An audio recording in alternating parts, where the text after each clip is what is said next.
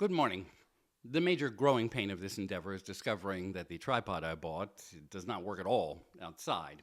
The wind of a wasp could knock it over.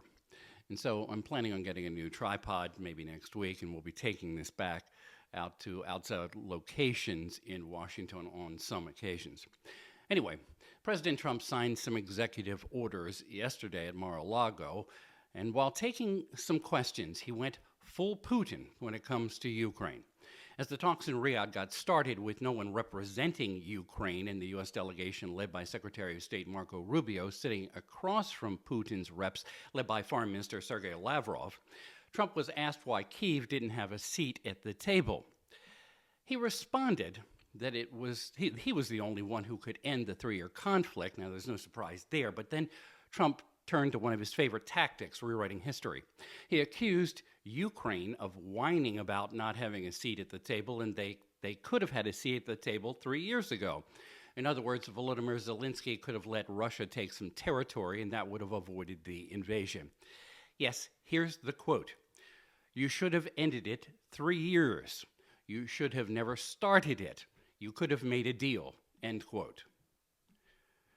Major news operations did remind viewers, listeners, and readers that it was Russia that invaded Ukraine and continues to bombard this very morning. Not surprisingly, Trump spoke of Volodymyr Zelensky's poll numbers in his own country being down.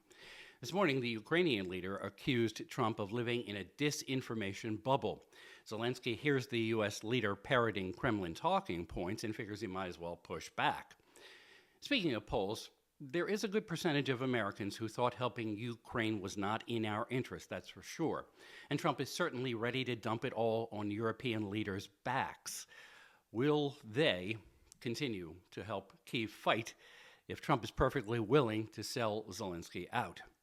It will be interesting to hear how some Republican senators in this country respond to Trump's total reversal of backing Ukraine. House Republicans will be afraid to say anything. At that Mar-a-Lago news conference, President Trump said he will continue to bar the Associated Press from covering events because of the international news agencies still using Gulf of Mexico. Trump said his name change was the law. However, actually his name change was through an executive order or presidential decree, not a law.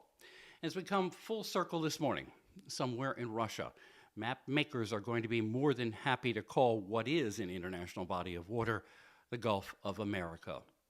With ear on the White House, I'm Bob Costantini.